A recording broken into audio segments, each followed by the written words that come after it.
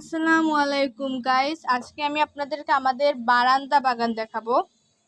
তো এখানে প্রথমেই আছে কিছু হলুদ পর্তুলিকা, আমি দেখাই। অনেক সুন্দর, অনেক সুন্দর হলুদ পর্তুলিকা।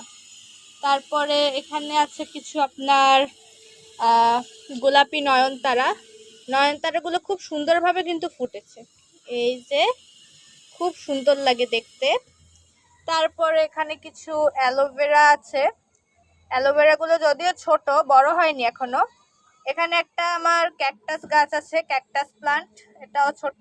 তারপর এইটা পাথরকুচি গাছ। তো আপনারা যারা জানবেন পাথরকুচি পাতা লাগালেই কিন্তু গাছ হয়।